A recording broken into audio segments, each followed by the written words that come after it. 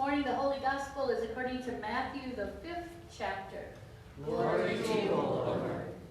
As Greg said, we heard Moses say, just obey those commandments, and life will bring you prosperity. And we heard Paul say, just be a servant of Christ, and everything will be fine.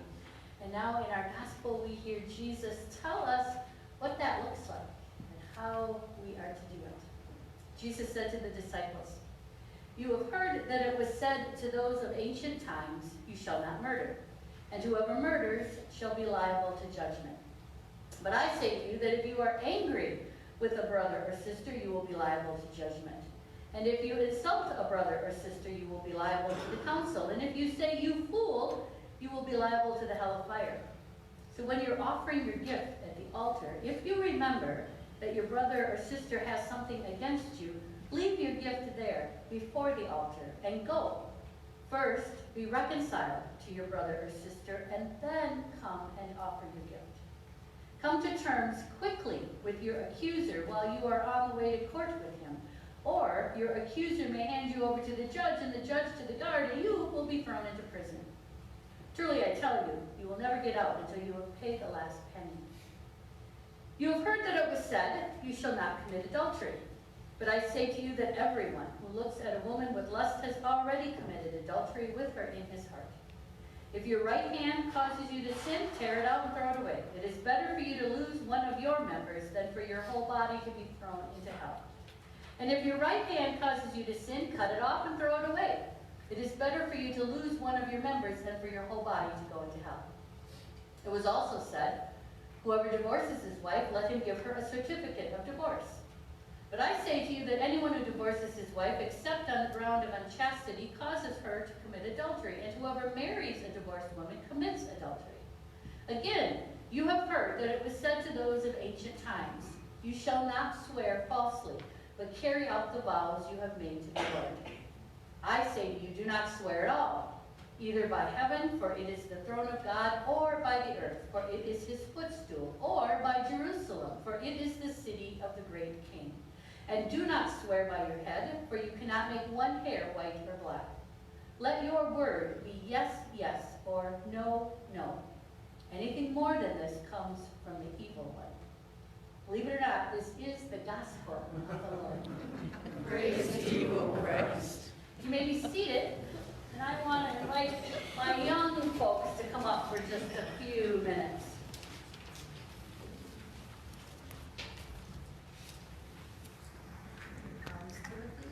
Brendan and Megan, good morning, good morning. Come on over here. I got a book for us today. What's the name of the book? The Yes. Yep, it's called The Yes. So meet Yes, this orange blob right here, right there, that's the yes. Okay? We'll show everybody else. That's the yes. We're going to hear all about the yes. It says, "In a soft, comfy nest, in a safe, warm place, there snoozed a great big orange thing called the yes. He was snug, but the yes had a where to go to. So he left his nest and he went trundling out to sea. The where was an endless place of no's." Should we show everybody else? Yeah, it looks pretty yucky out there. The no's were everywhere and every what? In swarms and flocks and packs. They teemed and seeded, they picked and nipped and snipped and snipped. There were so many and so varied that you could see nothing but no's. They made all the here and all the else a no-ness and a not-ness. Well, the yes came to a tree, and the tree was tall, and it had fruit, and the yes was hungry. Was the tree too tall to climb? Yeah, the yes was big and lumping.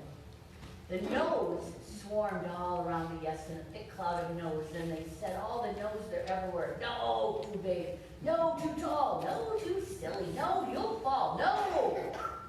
The nose sat on the yes, and they stood on his head and pulled his ears and tugged his tail. They made such a huge no that you could hear it from the sky and feel it on the ground. But the no's were small, and the yes was large. The no's were flimsy, and the yes was bulky. The no's were not a thing, and the yes was a great big thing. The yes looked, he climbed the tree. Yes.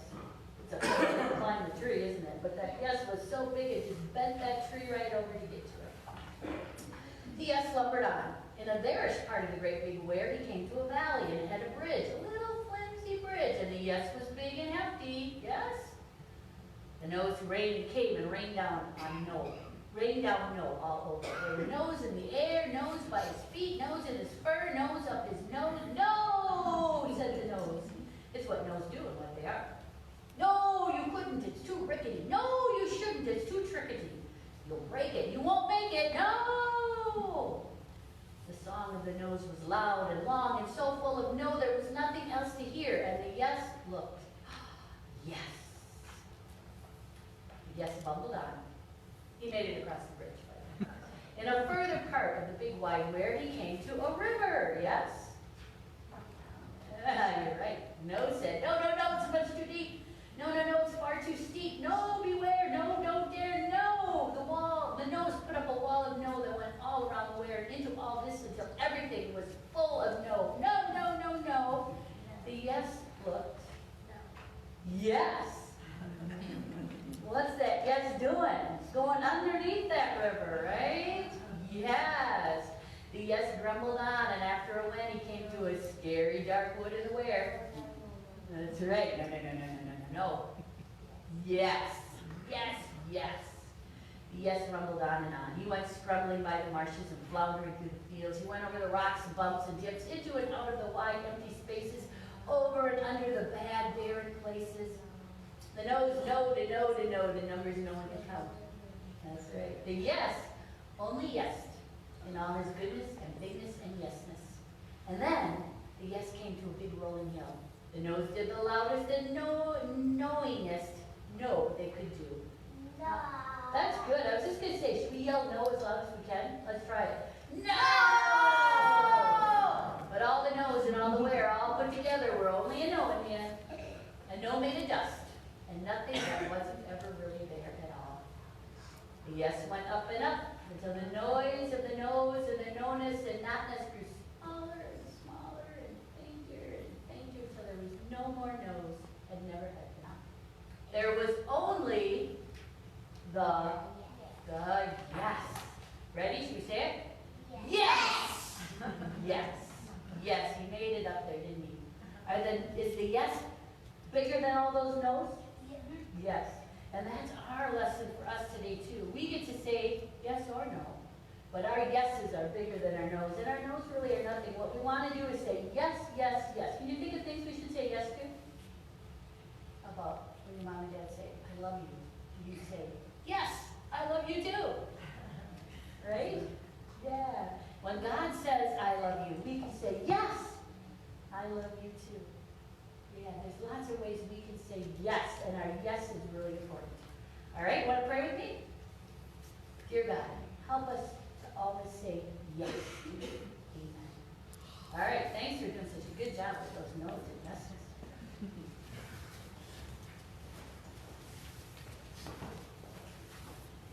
Okay, so you heard that gospel reading for today, right? Did it make any of you kind of glitch a little bit? Make you a little uncomfortable? Right? And then if I told you before we're done today, I think we're going to talk a little politics, does that make you even more uncomfortable? Good. Makes me uncomfortable too, so we're all on the same page here. But those words that we hear from Jesus, believe it or not, are part still of his Sermon on the Mount. And you'll remember that sermon began with the Beatitudes. And those are the kinds of words from Jesus we love to hear, right? Words of grace and care and comfort and reassurance. But the words that we heard today are just as important. We call them the words of the law, and they are still good news. Sometimes it's hard for us to hear it or to see it, but it indeed is good news for us as well. The law is important for us to remember as well. It's important because it's not just about hearing the good news, but it's about doing something with the good news, right? Not only does God call us to love God, we're called as well to love one another. And that's a lot of times where the law comes in. We're called to not just watch our missteps and try to be good. We're called to try to actively care for the other person in our lives and in our relationships. The law reminds us that it's not just about training our mind to do and say the right thing, but to train our heart as well. It's about not just saying what we think is right, but doing and acting on what we think is right as well. And so I'm going to pick apart kind of what Jesus is doing here and what's he saying. And in order to do that, I want to play a game first. And Greg is going to help me play this game, if he's still willing. He is. Yes, excellent. So it's an improv game, so that's all Greg knows. And so we have different ways of communicating with one another, and this game is going to demonstrate that. I'm going to give a sentence, and Greg is going to respond. And the first time he responds, he's going to say, no, because. Okay? So we're back to that book you just heard. He's going to do the no. So, Greg, I think cotton candy is one of the best things in the world. No, because it's sticky, it melts in your mouth, and have you ever given some to a kid and then try to wipe them off? They can stick to the wall, for goodness sakes. I guess I'm not going to talk to Greg about cotton candy, right? But maybe I'll try one more time. And this time, he's going to respond a little bit differently. See if you can hear a difference. Greg, I really like cotton candy. It's a yes, but this time. Yes, but remember what I said about the stickiness? It just makes my teeth hurt. It's so sweet. So that's a good Minnesota thing. Say yes, no. Yeah, yeah. So a yes with a but is really still kind of like a no, right? There's not a whole heck of a lot of difference between a no and a yes, but this time, Greg is hopefully going to give me a yes and, okay? Greg, I think cotton candy is the best sweet, yummy thing there ever was. Yes, and I really like it when it's watermelon flavored. Ooh, Oh, it's really, I have really never good. had watermelon Oh, it's wonderful. flavored. Just great. Just great. I almost want to spit some seeds out. So where can you find watermelon cotton candy? Oh, any side road. Any side I'm going to be looking for that. You know where I like to find cotton candy is at a fair. Do you like fairs? Yes, and I have to work at them all the time too. Oh, but do you get in free that way? Yes. Oh. And I also always have a good time. Sometimes I even sneak Sarah in. Oh, very nice. And do you know what I like besides cotton candy at fairs? Corn dogs. No. Because Pronto Pops are always better. Okay, you're right. Yes, and Pronto Pups. Well, anyway, thank you. Great. We can go on. But you can hear how a yes and opens up the conversation, right? And we find ways to be in relationship with one another. We can expand our horizon, expand our universe, and find ways to not just be in agreement, but to find even more than that. That's what Jesus is talking about in the gospel today. He's taking a law and he's saying, yes, that's the law. And then he's expanding the law. He's making it even greater than that. Because that's the law. And even more than that, we get to do this.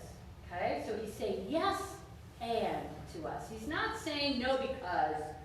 He's not saying no, that law isn't a good law, or no, that law is okay, but it should be changed. He's saying yes, that is the law. And as people of God, as my disciples, as my followers, I invite you into something even greater than that. This is the greatness of God at work. It's even more than that. It's beyond that. And so that's what he's talking about here. He's got 4 different laws that he addresses in our scripture reading for today. Murder, adultery, divorce, and truth-telling. So listen to what he said for that first one. He said, you've heard that it was said, you shall not murder. But I say to you. So he's got a but in there, but I'm going to argue that but is really an and in the way we've played it in the game. It's not, but that's a wrong law. He's saying, and I say to you, it's even more than that. He says, I say to you, it's not just murder that you shouldn't do. You shouldn't ever be angry at anybody. And then he goes on and he says the same thing with adultery and with divorce and finally with telling the truth. In each situation, he says there's a law. It's well and good and beyond that. And we're going to move beyond that. And we're going to go on and care not just about the law itself. We're going to care about the person who stands behind the law on the other side. Are you with me? We're going to care about the relationship with the other person that makes up that law. We care not just about the law, we care about that relationship. Our focus is on one another. Our focus is on that relationship. It's on making our heart do the right thing for that other person. And he tells us as well how to make that happen. He says there's two things you have to do. Number one, be reconciled to each other. And number two, make friends with your opponents. Easy, right? No, we know this really is hard. And so let's just be honest about that. To be reconciled to one another, to make friends with those that we vehemently disagree with or can't see eye to eye with, that's hard, hard work. So let's be honest about that. I think especially this passage for people among us who have had to deal with the pain and brokenness of divorce, especially that one seems to be hard. And we take these words literally and we say, oh, I've done it wrong, right? I've sinned and I'm never going to be forgiven. That's not what Jesus is saying. All of us have never done it completely right? Who among us can say, I've never been angry at anybody my entire life? Right? Who among us can say, I have told the truth 100% of the time? No. We all sin and fall short. But this is what we aspire to. This is what God gives us, almost like our goal, or the way that we strive to do that. And yeah, we're human. And it's okay. Some days we're going to make the right choices, and some days we're going to make the wrong choices. I take you back to what Greg read in the book of Deuteronomy, where Moses is saying to the people, every day you get to choose. Every day we get to choose to try to be reconciled and to try to make friends with our opponents. Or we can choose to be in our anger, or our hatred, or our lies. Every day we get to choose. And every day we get to choose new again. And some days we choose wrong. Some days I choose wrong. And I know it. On those days when I'm choosing wrong and not choosing love and choosing anger instead, I know exactly what I'm doing. It's almost like I can't help myself. But there are lots of days I make the right choice. And that's what Moses is talking about. We get to choose. That's living into our baptismal promises, by the way. Every day we get to choose whether or not we want our old self, full of sin and hatred and anger, to be drowned in our baptismal waters and allow our new self that God has made in us, God in us, makes us a new self. And every day we can choose to be that new self who arises out of the baptismal waters and lives with God in righteousness and purity forever. That's how we talk about that promise. So every day we get a chance to try it again and to live into those baptismal promises. Every day we get an opportunity to say either no, because, or yes, but, which is really kind of the same thing. Or we get to choose to say to one another, yes, and. I have another quote or reading here by somebody who wrote a commentary on Matthew. His name is Edward Schweiger, and I really like the way he talks about how we look at this opportunity to say yes and what that means when we say no to one another. He writes this: what matters is not my righteousness in the eyes of God. What matters is my brother, or we can say sister, or parent, or child, or friend. What matters is the other person, the one whose whole life is restricted by the wrath in my heart. What matters is the person whose rights are imperiled by my narcissistic lust. What matters is society rendered mute and fearful by my own fears. What matters is the enemy whose bitterness is only intensified by my hatred. So we get to choose. We can choose to keep that going, to say no, because, or yeah, but no, not really. Or we can say yes, and. And this is true in all relationships in our lives. And for better or worse these days, I think it is especially true in our political system and in our politics. There, probably more than any place else, I think we can all clearly hear the no, because, right? We all know that. We hear it. We probably engage in it. I know I have engaged in it from time to time. We say things that we know we shouldn't be saying, but we get caught up in that no because. We get caught up in our anger or power struggles or whatever it might be. We say things to one another that if we were saying them face to face, I'm sure we would regret, number one. And we regret them later on as well. We say things to one another, and pretty soon what happens when we say no because all the time, then our world starts to shrink up. And our understanding of one another, instead of expanding like it can with yes and, it gets smaller. And not just our world and our relationship with the other person, our world in terms of our systems start to get smaller too. And because we spend so much time saying no because to other people, pretty soon we decide that nothing can be done, right? And how many of you feel that way? You throw up your hands in despair and say, forget it. Nothing is ever going to change. It's going to be the same way. We're never going to come to agreement. We're never going to get over all of these divisions. And it leads us to despair and to hopelessness. And it's because we're engaging in that no because. Or even that yes and. Listen to how that yes and might start to sound like once in a while. Yes. No, I've lost it. Just a minute. Yes. People do have a right to carry a gun. But look at all the horrible things that happen because of gun violence, right? That doesn't get us any place. Or we say, yes, mass shootings are national tragedies, but that doesn't have anything to do with my right to carry a gun. Yes, but doesn't get us any place either. We have to move our conversations to yes and. And I'm convinced that once we start to do that, and once we start to say to one another, as Jesus taught us, yes and, we'll soon discover there is something we can do about the state of our politics today, about the state of our world. So listen to what that might sound like. Yes, everyone has a right to have a gun. That's a constitutional right. And, yes, it's a very big responsibility to be a gun owner. Or, yes, the Speaker of the House should not have torn up the State of the Union speech in front of the President.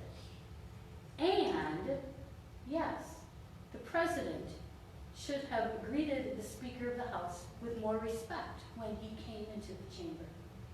Right? Yes, and yes, we need to help those people who are coming to this country to escape violence and persecution and are seeking a better life. And yes, we need to protect our borders from those who seek to do us harm. Yes, and. Yes, and. If we focus on the yes and, it changes the conversation. It opens us up to possibilities to find areas of agreement. And it also, just as important, I believe, it also discourages us from doing the things that Jesus is warning against today.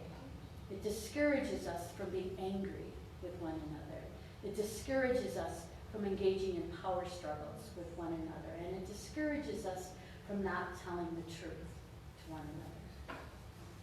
Yes, and is what Jesus is talking about in the Gospel of Matthew this morning. Yes, and means that the first thing we say to one another is, yes, I see you, I hear you, and I care about you.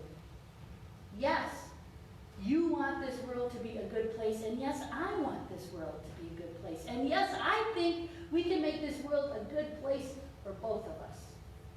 Yes, I believe we can make it happen. Yes, it's going to be hard, right? And yes, it will not happen overnight. But yes, we can do it. We can do it when we are reconciled to one another. And when we work hard to make friends with our enemies, we can say yes and. And when we say yes and, we can help bring about the kingdom of God. The kingdom that has been coming for a long time. This is a part of the long arc of the universe. We can make the world better. We may not see it be its best in our lifetime, and I'm sure we're not going to, right? but we can make it better. And we can do it by saying yes and. Yes and is what Abraham and Isaac and Jacob said to God and to one another. Yes and means that we are saying yes for our descendants.